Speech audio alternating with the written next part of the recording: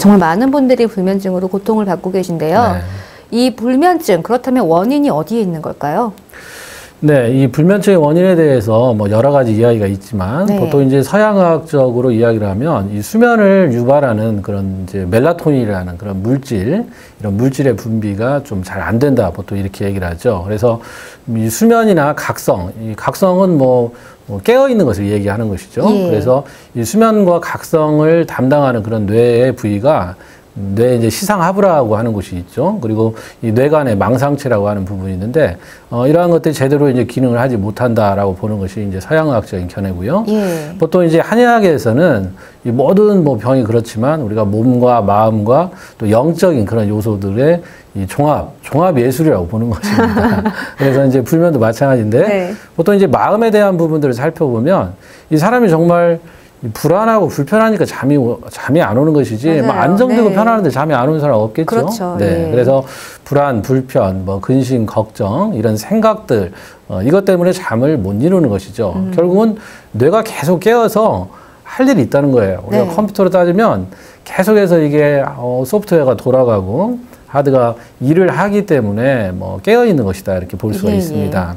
그래서 보통 이제 흔히 우리가 스트레스라는 말로 크게 이야기를 하는데 대개 이제 스트레스가 뭐 과도한 업무죠. 우리가 성인들은 또 업무에 대한 그런 부담이 있고 학생들은 공부에 대한 거 그리고 또 경제적으로 자유로울 수 있는 사람 많지 않기 때문에 네. 이 금전적인 문제가 있겠고 또 사람들 사이에 어떤 인간관계가 굉장히 많이 부담으로 작용을 합니다. 네네. 그래서 보통 이제 부부 간의 문제가 가장 많겠고 또 부모 자식 간에 또 형제 자매 간에 또 우리가 이제 직장에서 일을 하면서 동료 직원이나 또 상사나 부하 직원 또 뭐 여러 가지 우리 뭐 동아리 활동이나 아니면 사회 단체에 가입해서 활동들을 하기 때문에 거기서 오는 어떤 인간관계의 부담 그런 데서 오는 이제 스트레스가 굉장히 많을 것입니다. 네. 그래서 그것을 어떻게 보면 이제 해결되지 않는 또 해결하지 못하는 그런 문제들 때문에 이 생각거리가 생긴다는 것입니다. 네. 그런데 우리가 이 생각을 사실 컨트롤할 수 있어야 돼요. 그래서 생각을 잘 관리를 해야 결국은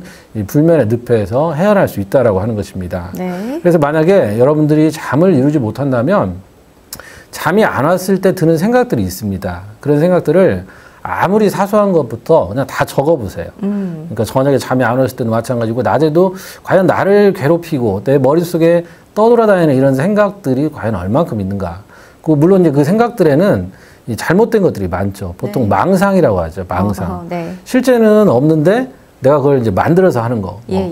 피해 망상이다, 과대 망상이다, 과소 망상이다. 이 망령된 잘못된 생각이 지배를 하는 것인데 보통 이 생각들을 그래서 다 정리를 해가지고 제쳐둬야 돼요. 그러니까 필요 없는 것들. 가장 이제 중요한 것이 이미 과거의 것이라는 거예요.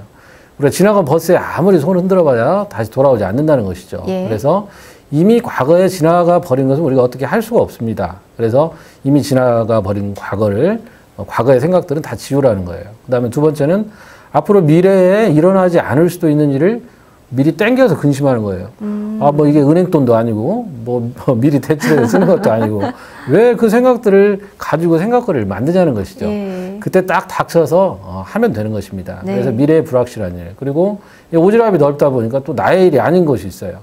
물론 부모, 형제, 자식 간의 이런 일들 때문에 하는 것이지만 사실 우리가 그 부분도 우리 진정한 마음으로 잘 되기를 바라주고 나의 최선을 다하고 진심을 보여주고 그 결과에 대해서는 어쩔 수 없는 것입니다. 네. 그래서 그런 부분들에 대한 생각들을 많이 좀 정리를 하는 것이 중요하고요.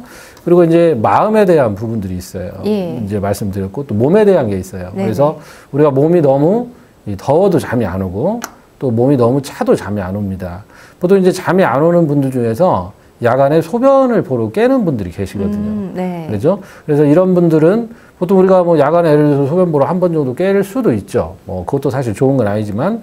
근데 한 번을 깼다고 해도 8시간을 잔다면 이 4시간짜리 토막잠을 자는 거예요. 그죠? 그런데 만약에 두세 번, 서너 번을 깬다라고 하는 것은 심지어는 대여섯 번 깨는 분도 많이 계시더라고요. 아이고, 힘드시겠네요. 네. 그래서 이런 분들은 토막잠을 자는 것이기 때문에 낮에 피곤하지 않을 수가 없습니다. 예. 그래서 대개 이제 이런 분들은 신장 방광이 차가워져서 소변을 자주 보는 것이거든요. 우리가 노화가 시작됐다고 할 때 몸에 이제 열이 떨어지면서 이 수증기가 증발돼서 올라가는데 차가운 기운을 만나면 뭐 비가 돼서 떨어지는 이치나 똑같습니다. 그래서 보통 신장 방광이 위치한 이런 하복부, 건물로 따지면 지하실이 차기 때문에 자꾸 물이 고인다는 거예요. 그래서 이런 분들은 이제 소변을 잘 관리할 수 있도록 우리가 뭐 아래를 좀 따뜻하게 덮여주는 그런 한약의 치료를 통해서 충분히 고쳐질 수가 있고요.